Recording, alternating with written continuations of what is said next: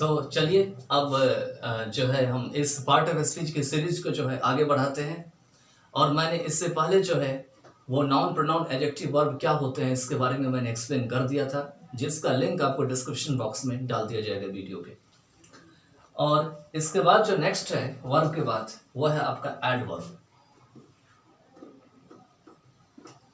ADVERB, adverbs. Adverbs को क्रिया विशेषण कहा जाता है।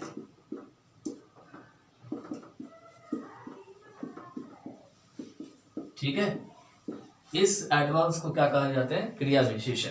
अब आपको एक चीज हमेशा ध्यान रखना है कि ये एडवर्ब जो होते हैं ये तीनों की विशेषता बतलाते हैं। It means the words that qualify verb, adverbs and adjectives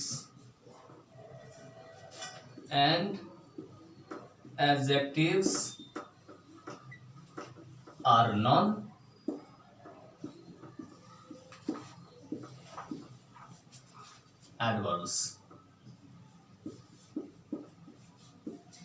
ये है मतलब ऐसा वर्ड जो वर्ब को भी क्वालिफाई करे और अपने साथ दूसरी एडवर्ब को भी क्वालिफाई करे और दूसरे एडजेक्टिव को भी क्वालिफाई करे, उसको एडवर्ब्स कहा जाता है। जैसे कि एडजेक्टिव क्या करता था, तो दो को क्वालिफाई करता था, एक तो नाउन को एक प्रोनाउन को, लेकिन ये जो है ये तीनों को क्वालिफाई करता है।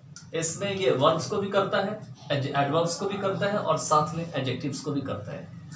तो देखते हैं हम कि कैसे जो है ये तीनों को क्वालिफाई करता है। तो चलिए देखते हैं, लिखते हैं sentence. For example, she is very beautiful, very beautiful, BEAUTIFUL, beautiful. गौर से देखिए कि वेरी जो है एडवर्ब है और ये किसको क्वालिफाई कर रहा है? ब्यूटीफुल को, जो कि एक एडजेक्टिव है। अब देखते हैं कि एडवर्ब को ये कैसे करता है। ठीक है, देखिए, he runs very fast। ये एफ हम दोनों तरीका से लिखते हैं, वो वाला भी और ये वाला भी, तो कंफ्यूज मत होना। तो he runs very fast। देखिए इस सेंटेंस में एक ही एडवर्ब दोनों क्वालिफाई कर रहा है, वर्ब को भी और दूसरा एडवर्ब को भी। वर्ब जो है आपका रन है, रन को भी ये क्वालिफाई कर रहा है, और दूसरा जो एडवर्ब फास्ट है इसको भी क्वालिफाई कर रहा है। कौन कर रहा है? वेरी। एक ही सेंटेंस में दोनों को क्वालिफाई कर रहा है। अब है क्या, अब हम कहेंगे कि वह, यहां पे लिखा है ही रन्स वेरी फास्ट, वो बहुत तेज दौड़ता है। अब इसमें से हम क्वेश्चन करते हैं तो अपने आप पकड़ में आ जाएगा, वो कैसे दौड़ता है, हाउ डज ही रन। तो रन में जब हम क्वेश्चन पुट करते हैं तो आंसर आता है वेरी फास्ट, तो निकल के आता है इसमें से दोनों एडवर्ब निकल गया इसमें से। अब कहेंगे वो बहुत तेज क्या करता है, तो बहुत तेज जो है वो दौड़ता है। आगे तीनों निकल के आगे सामने। तो ये था आपका एडवर्ब। मैंने आपको एडजेक्टिव का भी बताया था, एडजेक्टिव को कैसे क्वालिफाई करते हैं, और ये वर्ब को और दूसरे एडवर्ब को भी कैसे ये क्वालिफाई करते हैं। अब इसके बाद जो है और भी हो सकते हैं एडवर्ब में। फॉर एग्जांपल कुछ ऐसे एडवर्ब होते हैं जैसे कलेक्टिवली, इस तरह टाइप के सेंटेंस होते हैं, कलेक्टिवली पर्सनल। कलेक्टिवली पर्सनल, ध्यान से सुनना, कलेक्टिवली पर्सनल। ट्रैजेक्टरी पोटेंशियल, या इसको ऐसे भी लिख सकते हैं हम। For example exceptionally handsome, exceptionally handsome. इसके बाद हम लिख सकते हैं ब्यूटीफुली अरेंज्ड। देखो sentence, beautifully arranged, BEAUTIFULLY, beautifully arranged. Arranged, यहां देखिए अरेंज जो है ये एडजेक्टिव है, और ब्यूटीफुली जो एडवर्ब है आप कहेंगे ये तो ब्यूटीफुली कैसे एडवर्ब बन गया, तो बिल्कुल बन गया, ब्यूटीफुल में एलवा लग गया तो ब्यूटीफुली एडवर्ब बन गया। आपको पता होगा कि बहुत सारे ऐसे हमारे वर्ड्स होते हैं उसमें एलवा लगा देते हैं तो खास करके वो एडवर्ब बन जाते हैं। और यहाँ पे ब्यूटीफुली जो है इसीलिए, और ऐसे वर्ड्स खास करके ज़्यादातर एडजेक्टिव होते हैं, ये कभी नाउन बन जाते हैं, कभी वर्ब बन जाते हैं, तो कभी ये एडवर्ब बन जाते हैं। ठीक है, एडजेक्टिव भी बन जाते हैं। तो यहाँ पे हमने ब्यूटीफुली जो है क्या किया, इसको अरेंज कर दिया। तो अगर हम इसको सेंटेंस में उतारेंगे तो इसको लिखेंगे for example the chairs are beautifully arranged, मतलब जो कुर्सियां हैं वो बहुत सुंदर तरीके से अरेंज किया हुआ है। ठीक है, तो ये जो ब्यूटीफुल है किसकी विशेषता को बतला रहा है, एडजेक्टिव को बता रहा है। अब हम आपको एक चीज बताते हैं कि इसका भी डिग्री बनता है जैसे एडजेक्टिव का बनता है। जैसे एडजेक्टिव का बनाते हैं तो बनाते हैं ब्यूटीफुल का beautiful, more beautiful, most beautiful, लेकिन जब एडवर्ब का डिग्री बनाते हैं तो ऐसे नहीं बनाते। एडवर्ब का डिग्री बनाते हैं तो लिखते हैं more beautifully, most beautifully, beautifully, more beautifully and most beautifully. तो उसको भी हम एक्सप्लेन करेंगे जब हम एडवर्ब की स्पेशल क्लास बताएंगे। तो इसके बाद है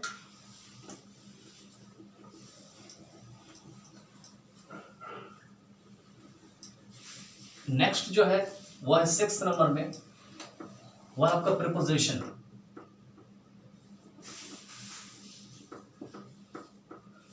प्रीपोजिशन, देखिए ध्यान से, प्रीफिक्स क्या, प्री लगा हुआ है, PRE, प्री। अब POSITION, पोजिशन, मतलब कोई चीज पोजीशन से पहले आए प्री, तो वही प्रीपोजिशन है। ठीक है, तो लिखेंगे preposition are the words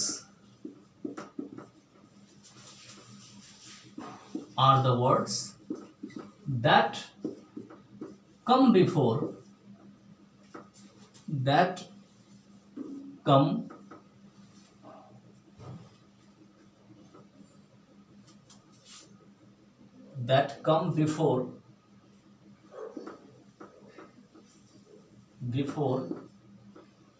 any noun or pronoun, PRONOUN, pronoun, and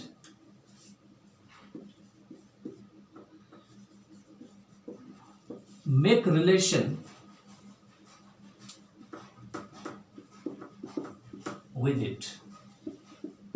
कहेंगे ये तो डेफिनेशन बहुत ही लंबा हो गया, बिल्कुल लंबा होगा। एक चीज ध्यान रखना कि प्रीपोजिशन एक ऐसा चैप्टर है ग्रामर में जो हर एक एग्जाम में पूछा जाता है। चाहे कोई भी एग्जाम दे दो, चाहे SSC के एग्जाम दो, चाहे बैंकिंग के एग्जाम दो, चाहे आप रेलवे के एग्जाम दो, चाहे आप किसी भी तरह का एग्जाम दो, लेकिन प्रीपोजिशन आता ही आता है। और प्रीपोजिशन को जो है वो पार्ट ऑफ स्पीच में one of the toughest chapter भी माना जाता है। क्यों? क्योंकि यह अपना पोजीशन जो है हमेशा चेंज करता है, ये अपना पोजीशन हमेशा वेरी करता है। इसीलिए प्रिपरेशन को बहुत डीपली स्टडी करना होता है और बहुत डीपली थॉरोली प्रिपरेशन करने के बाद ही प्रिपरेशन पे हम अच्छे से थोड़ा कमेंट कर सकते हैं। पूरा तो सीखना उतना पॉसिबल नहीं है, लेकिन इतना हम सीख सकते हैं कि हमारा एग्ज़ाम या हम जो करते हैं उसमें हम सक्सेस कर जाए। ठीक है, तो चलिए देखते हैं इसमें प्रिपोजिशन लिखा हुआ है। तो क्या लिखा हुआ है कि प्रिपोजिशन ऐसे शब्द हैं, देखिए प्रिपोजिशन आर द वर्ड्स, ऐसे शब्द हैं। कैसे शब्द हैं? तो यहां पे मैं थोड़ा मार्कर से कर देता हूं। देखिए लिखा है preposition are the words. Preposition कैसे शब्द हैं? तो ऐसे शब्द हैं that come before any noun. क्या यहां से फिर सेंटेंस स्टार्ट हो गया? That come before any noun, जो किसी नाउन के पहले आता है या प्रोनाउन के पहले आता है। और क्या करता है करके? And make relation with it, और इसके साथ अपना संबंध भी जोड़ता है। फॉर एग्जाम्पल हम लिखते हैं सेंटेंस। देखिए सेंटेंस हमने लिखा the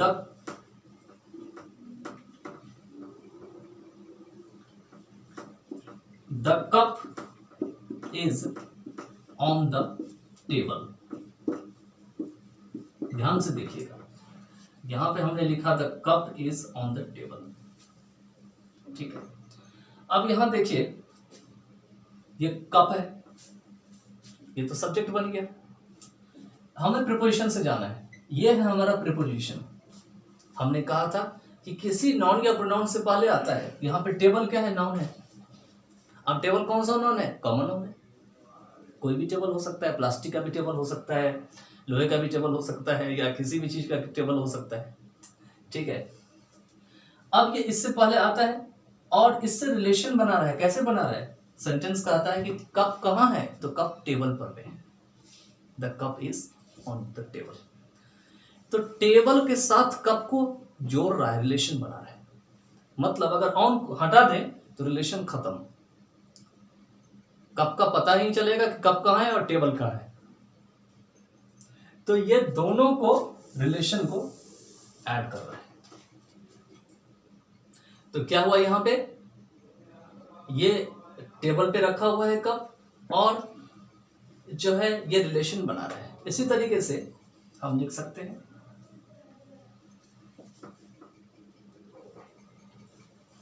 the cat is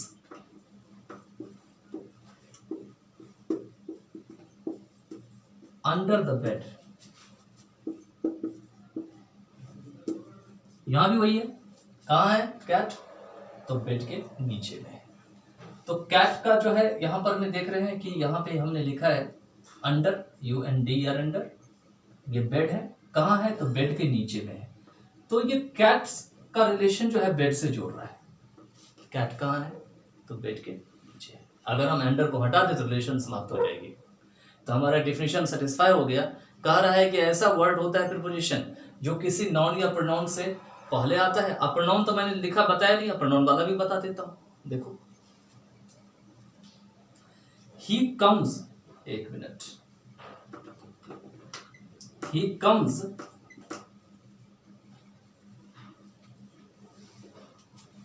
before me, वो मेरे से पहले आता है। He comes before me. मी क्या है? प्रीपोजिशन है, सॉरी ये प्रोनाउन है। और ये प्रीपोजिशन क्या है? आपका प्रीपोजिशन है आपका बिफोर, और मी जो है प्रोनाउन है, और इसका रिलेशन ही से जोड़ रहा है। मतलब अगर बिफोर को हटा दे तो ना मी का पता चलेगा ना ही का पता चलेगा। तो मैंने लिखा था या तो नाउन से भी हो सकता है या तो कोई प्रोनाउन से भी हो सकता है। तो ही इससे प्रोनाउन है और मी भी प्रोनाउन है। अब आपको कंफ्यूजन होता होगा कि यहां भी प्रोनाउन रखना जरूरी है, यहां भी नहीं, बिल्कुल नहीं। यहां आप कोई नाउन रख सकते हैं, यहां भी कोई नाउन रख सकते हैं, यहां प्रोनाउन रख सकते हैं, ये आपकी मर्जी की बात है, कोई कुछ भी हो सकता है। लेकिन प्रीपोजिशन हमेशा किसी न किसी या तो नाउन के पहले आएगा या तो प्रोनाउन के पहले आएगा, बस। चलिए, अब प्रीपोजिशन को भी हम पूरा थरोली पढ़ाएंगे जब स्पेशल क्लास लेंगे तो। इसके बाद नेक्स्ट है वो है आपका कंजंक्शन।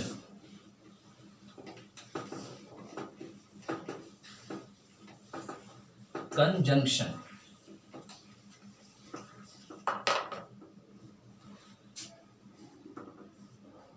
ये है आपका कंजंक्शन। देखिए कंजंक्शन क्या है? तो कंजंक्शन सिंपल है। Conjunctions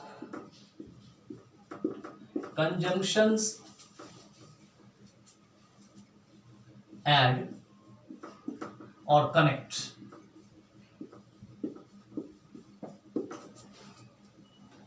two words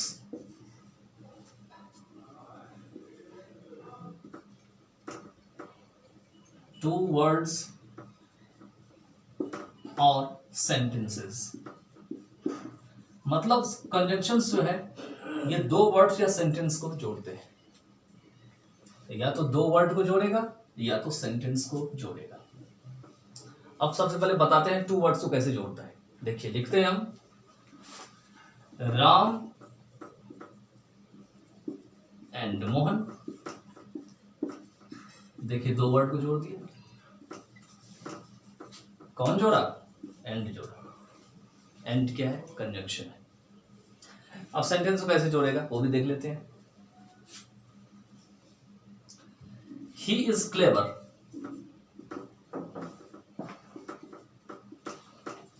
but cunning. He is clever but cunning तो थोड़ा क्लेवर के सेंस में जाता है, कुछ और बता देते हैं। But never works hard. आप कहेंगे यहां पे दोबारा ही हो सकता है, तो रिपीटिशन नहीं होना चाहिए। तो he is clever but never works hard, क्योंकि ही के बारे में ही यहाँ पे बताया जा रहा है दोनों चीज। तो बट किसको जोड़ रहा है यहाँ पे?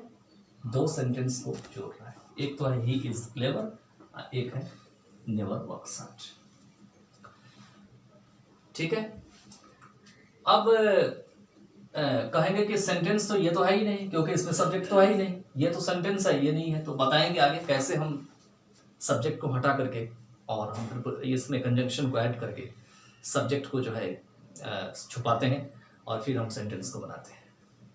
अब ये कंजंक्शन भी बहुत टाइप्स के होते हैं, जैसे कोऑर्डिनेटिंग कंजंक्शंस होते हैं और सबऑर्डिनेटिव कंजंक्शंस होते हैं, तो ये भी हम आपको बताएंगे।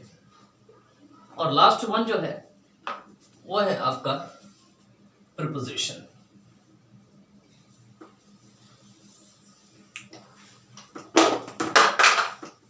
Sorry,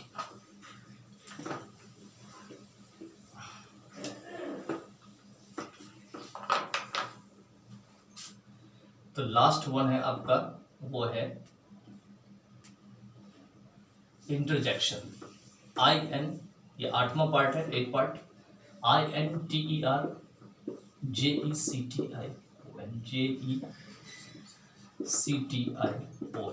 interjections. इंटरजेक्शन क्या होते हैं कि the words that gives us the sudden feeling, ये भी कह सकते हैं या ये भी लिख सकते हैं कि when there is the sudden feeling in the heart, when, या वर्ड्स ये भी लिख सकते हैं, द वर्ड्स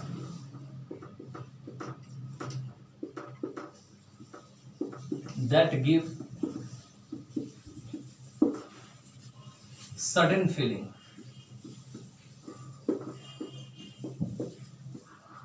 या when there is sudden feeling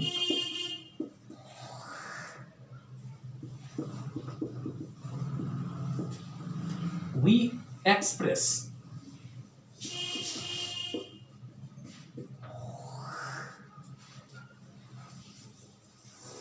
the words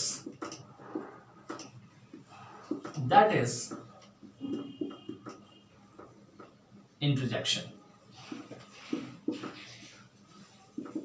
मतलब जब अचानक से हमारे मन में फीलिंग होता है, हम कुछ ना कुछ वर्ड को एक्सप्रेस करते हैं, अब वर्ड जो होते हैं वो इंटरजेक्शन होते हैं। यहाँ पे दैट आर इंटरजेक्शन होगा, बिकॉज यहाँ पे हमने वर्ड्स को देख के दैट का यूज किया है और यहाँ पे एस लग जाएगा, दैट आर इंटरजेक्शंस। अब इसमें जैसे होते हैं अल्लास, यहाँ पे इसका मार्क लगता है हमारे, यह इंटरजेक्शन की पहचान। शी इज नो मोर, क्या देख रहे हैं कि कोई किसी का डेथ हो गया है और देख करके हमारा जो हृदय है, मन है, वो अचानक से दुखी हो जाते हैं। मतलब बहुत ज़्यादा हम दुख का आघात हमारे अंदर लगता है और इस कारण से हम जो है ऐसे सेंटेंस बोलते हैं। तो इसमें अल्लाह से, हे भगवान, ये भी बोल सकते हैं। अब वो इस दुनिया में नहीं रही, शी इज नो मोर।